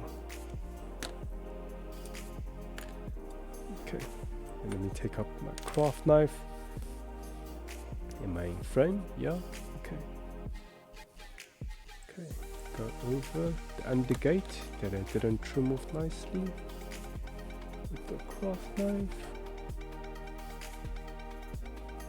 Okay, gently. Okay, it should be enough. Alright, let's do it again.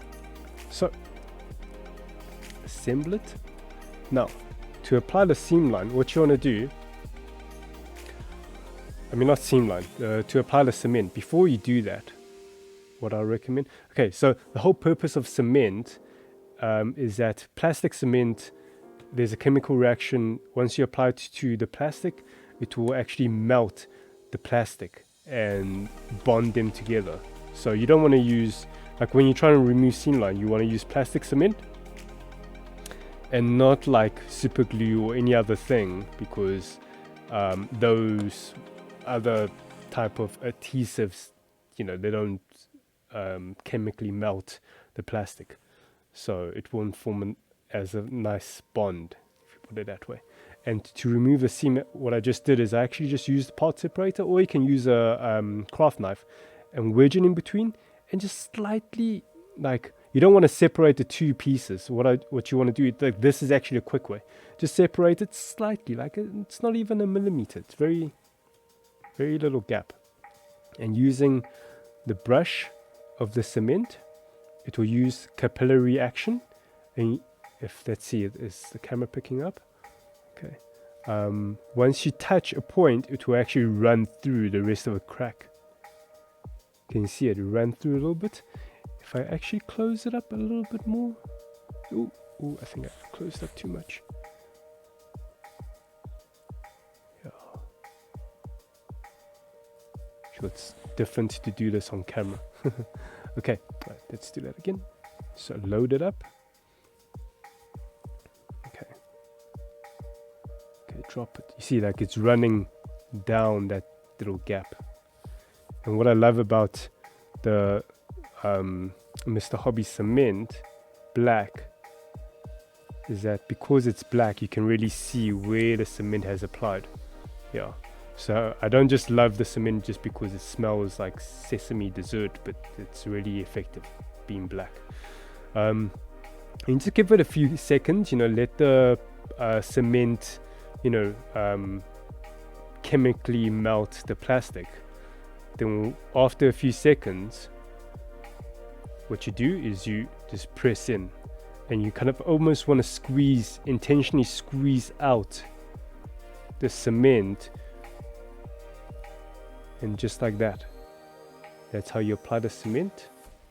And let's check the other side. I think the other side gets covered by all these pieces, so it's fine. It's only the back. Okay, so that's how you apply the cement. But now it's like, how do you remove all, you know, how do you clean up? Well, that's why I did the right leg a few days before, so we can use it as an example. Okay, let's remove the pieces here. So, you know, like, I did my homework, I prepped the other side, so I know how to tackle it. So now the cement is all dry.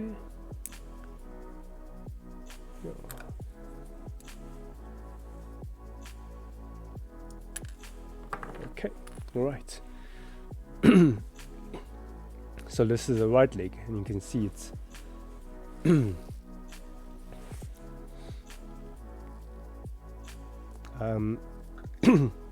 can't really see it on camera, but there's like tiny hardened plastic sticking out, and you want that. You want the cement to like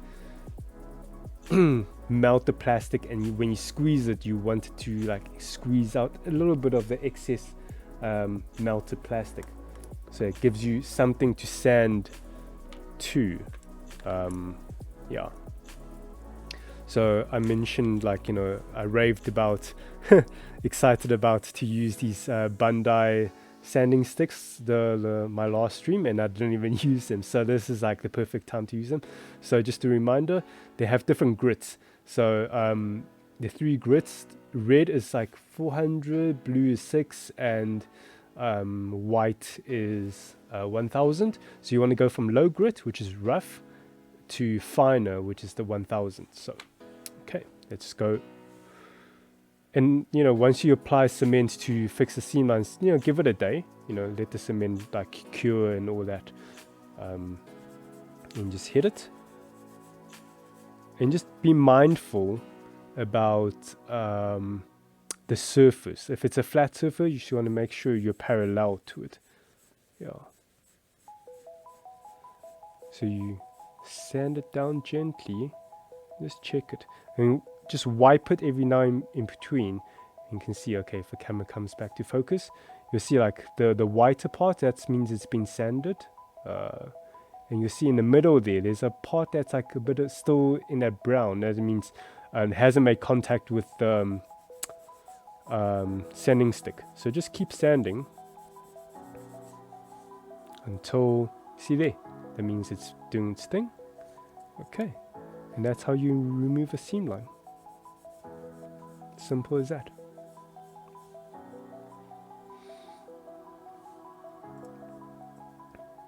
Well, it's a simple skill to pick up, but hard to master depending on what kind of piece that you're dealing with. You know, you get certain parts that's a bit tougher to tackle or deal with. Like for example, this calf here, now it's a rounded shape. So like the sanding stick has a bit of a sponge feeling to it. So it's still alright, but if you're using like a hard sanding stick, then it's probably not as ideal because you're going to flatten that curvature. So when you sand around curved areas, just go like rotate a little bit as you sand so that you don't flatten the surface.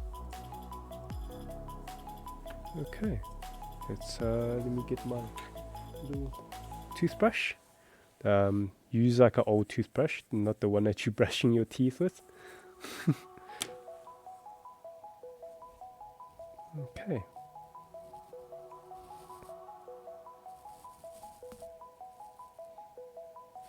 Yeah. Okay. And let's hit it with a grit. Next, find a grit level. So I'm using the blue here.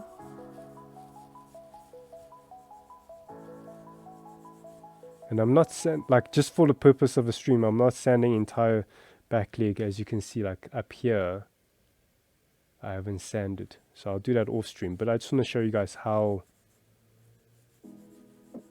the process works basically. Okay, and give it a brush. Okay, looks good. Then use the fine sandpaper, the 1000 grit from Bandai. And usually if you're painting, 1000 grit is enough. Like when you spray primer, it will cover up the micro scratches from sanding. But if you're not intending on painting your kits, then you might want to get higher grit sandpaper. As you can see, it's like much better, but still it's got that dull look. So if you just snap building, you want to get higher grits. Normally if you just go to the hardware store, you'll find I think you get up to 1200 sandpaper, or even higher. I think I've seen higher ones at the hardware store. So yeah, otherwise go to a hobby store and you'll find like sandpapers, you know, you get like 3000, and then yeah, you can use it to bring back the polish. Yeah. Okay. Again, I'll do a much better job to the bottom section as well off stream. But yeah, I think, any questions before we, like, I'm gonna check the chat, and if you guys have any questions, let me know. Otherwise, we're gonna sign off. Okay, so let's see.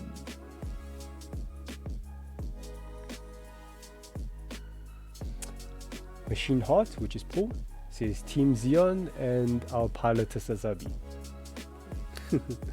Who wouldn't want to pilot a Sazabi? Okay, Danny Boy asks question again. When would you remove the seam line on a kit that you wanted to paint? When? Like, or where? Yeah. Because like, if you're thinking about like the timeline of things, if you're asking when, it's like obviously you want to do it before you paint, or even prime the kit.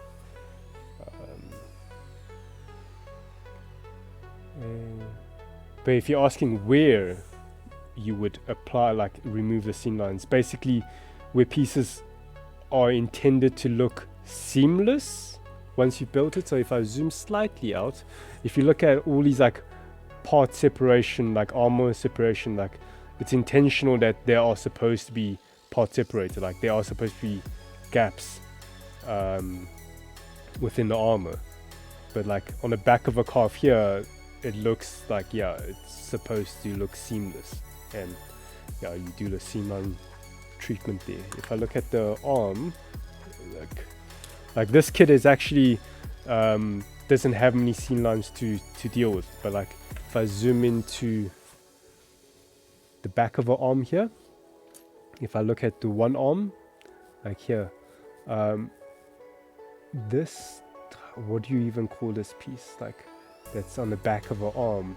It's two pieces wedged together, so you can see like that's just neat. Yeah, can you see it there? That just feels like, yeah, it's not supposed to be there. Like even down by the cuff here, it's like that round piece, but it's like got that little line where the piece is joined, like there. So I applied the cement and just sand it down smooth, so it looks seamless. So that's how you know where to apply the seam line.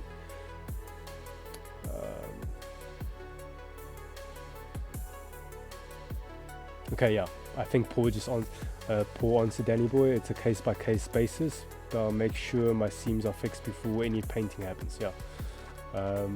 Loud Lungs favorite Xeon kit would be a Shinanju possibly. Okay, cool. Yes, Shinanju is very, very cool. It's like the more slim version. It's like it's like the Sazabi went to his gym and slimmed up a bit. But yeah, you know, Sazabi just looks better when it's more bulky, I suppose. Danny Boy ZA to Paul, I thought as much, but when putting the kit back together would involve cutting some parts, right? Oh yeah. And Paul says, yeah, so you would need to do a bit of a mod to the kit so that you could do your final assembly after painting. Yeah, okay. This is an interesting topic. Maybe I'll cover it sometime. I just got to think of like a scenario I can actually showcase. Yeah.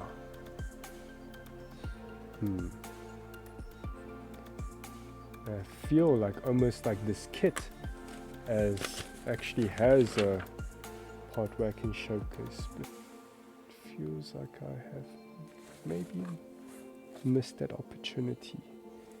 Yeah, I feel like I've missed that opportunity. Whoopsie. But yeah, I'll do my homework and maybe I can showcase in like a next stream or just record a video or something. Yeah, to show you guys how to do that. But yeah, I know what you mean. It's like, oh, if you cement, then you won't be able to take the joint. Like for example, I actually cemented this calf here. Like this is actually the part I'm thinking of. This grey piece for the articulation here. Because I cemented the two calves here, I actually should have did more thinking.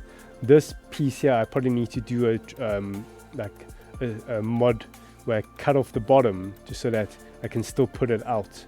But yeah, I can't really show you now. Maybe I can actually quickly, well, not during the stream, but open it up off stream and show you guys next time. But yeah, let's zoom out. You know what? So yeah, this will probably be the last stream for this kit because I have essentially finished this kit. So what I'll do now is just assemble everything quick and show you guys how it looks with everything together. Yeah. So give me like a minute here. It will be very quick.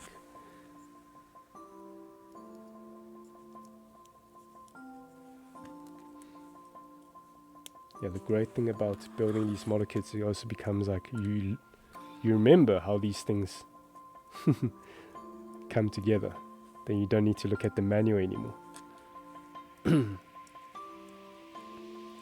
Yeah, I love that when I like built and disassemble like a master grade kit, then it almost becomes like a puzzle game to yourself. It's like, yeah, without looking at the manual, put it together again, like after your painting and all that.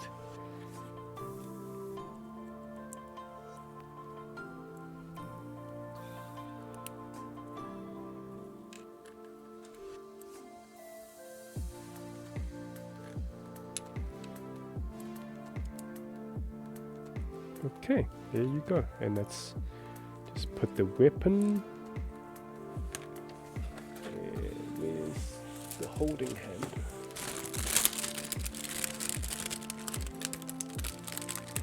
Yeah, I just want to swap out the hands, just so you can hold his weapon. Oops. Back you go.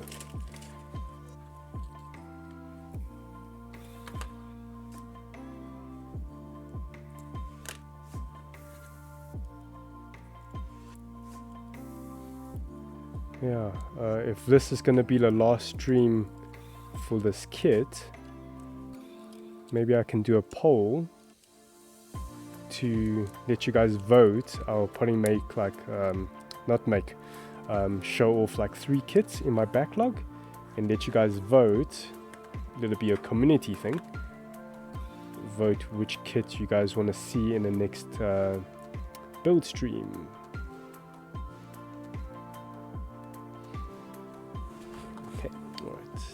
Can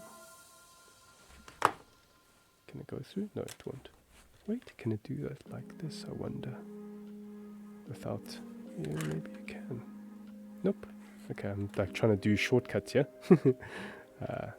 Didn't work. So I'm going to have to part separate the 2 halves of the hand, just so it can hold its weapon.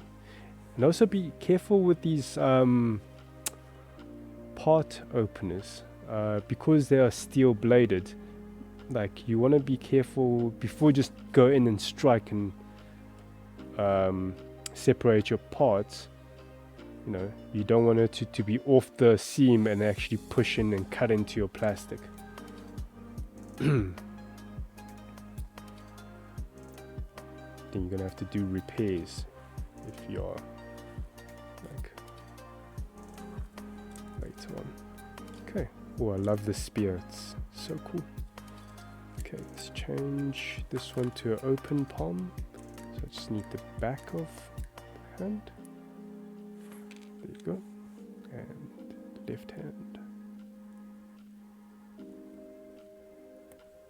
There you go. And one feature I want to point out, I think it's with all the Ultraman kit. Before we take a good look at this Ultraman here, I just want to show off a feature. I think it, yeah, again, I think it's with all the Ultraman kits, is that the butt flap can actually like be removed. If I zoom in a little bit, so like, you see the butt flap here? You can remove it, and it's got a little hole that you can put onto the action base. So yeah, that's pretty cool. Yeah, so I'm gonna keep the flap off. But you know, obviously to keep in mind is the flap is actually grey. It's not color accurate to like whatever part, like this, in this case it's like orangey red. It's not that color. So they give you like a foil sticker, color correctional sticker for that internal part here. But if you know, generally if you put it on the action base, you most of the time looking at it from the front. So zoom out a little bit so you won't see it from the back. Sure, I really love this look. Hey, let's take it off the base and just see without the stand. Oh, I love it. So cool.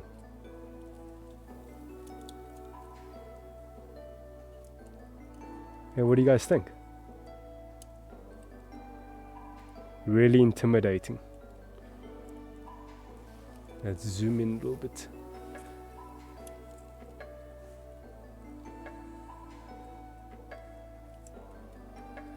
Yeah, I'll take some photos to show you guys in the Discord and also on social media. But yeah, it's also the articulation's also pretty good, pretty decent. It's a decent knee bend. Yeah, it's like a humanoid design, so there are certain limitations, like the waist and the hips. But I feel with the Ultraman kit, you almost just want to like keep it in the superhero kind of standing pose most of the time. Yeah. Cool. I'm gonna put it back on the base, And let's check the chat. There you go. Ooh. Okay, let's zoom out. Maybe I should just take him off the base and keep him flat so you guys can see him instead of just looking at his head. Okay, there you go. Right.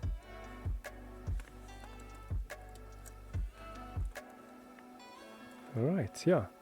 So yeah, just two build streams for this little guy. Obviously, I did some like work off stream, but yeah, that was to prepare like the seamline showcase, I suppose. Okay, let's check this chat. Okay. Riggs says sick, and Atakudin build looks dope. Okay. Automod held back. What's it? Paul says it's got a battle. I'll allow that message. Yeah. Loud Lungs looks epic. Looking great, Jeffersaurus, and the action base goes into it. Yeah. Okay. All right, cool. So yeah, thank you guys for joining me on this stream. And yeah, it was a really fun build, and just learning the whole Twitch streaming aspect with you guys. Yeah, thank you. And yeah, probably next time I'm gonna alternate with Paul, probably, on which Tuesdays we want to stream. I mean, not which Tuesday, like which of us is gonna be streaming on Tuesdays. We'll alternate it, and but maybe we'll hold something for Thursdays as well. You know, we've got a podcast that we generally do, and maybe going forward, maybe we can try doing the podcast like live. Maybe we'll see. I'll chat with Paul. Cool. Let me just think of a sign off. Yeah, thank you guys so much for the stream, and until next time, keep building joy. It's not even covering the camera. Oh wait, it's a bit of a different thing with the sign offs now. Sorry. I actually want to do a raid. Yeah, that's how I want to do. Like, I want to find somebody to raid, and then we'll do the sign off. Yeah, sure. I'm still like getting used to all these processes. So what I'll do is I'll show my browser, or you can find somebody together. So, you know, Loud Lungs have been teaching me.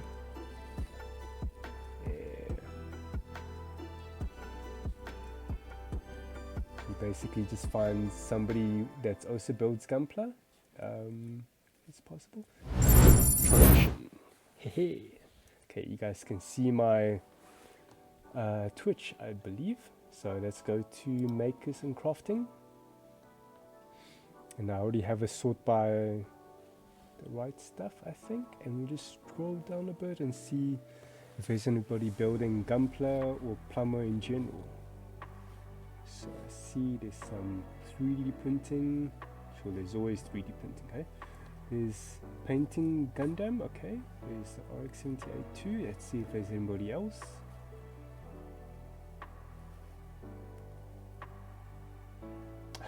Oh look, there's somebody building Ultraman. Ooh, let's join that guy. Nah, that's me. Oh, HG Cubely. So since Dean was talking about Cubely, maybe it's a you know, destiny to choose that one. Let's see, anybody else? Oh, the bun. Okay, let's not let's not go show off a knockoff kit. Okay, cool. Let's go with the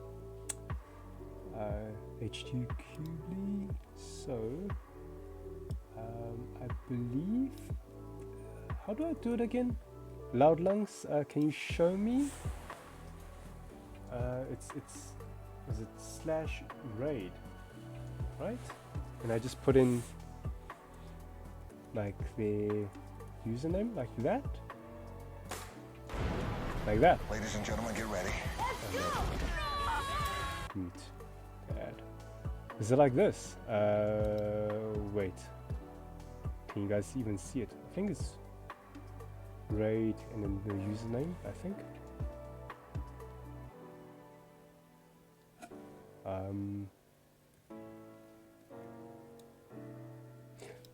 Yeah, allowed. Can you maybe just check with me? So it's like /raid and just a username, hey?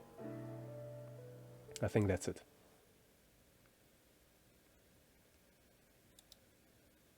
Okay, I'm gonna give you a few seconds and see if you'll just confirm with me before we sign off and raid this person. And then we'll end the stream. Yeah, okay, that's right. Okay, well, let's do it. So I'm gonna hit in the chat, raid, and then sign off. Okay, so there's a sign off. Okay, right, until next time, guys. Keep building joy. And then raid. Okay, I think I'm raiding, and end stream.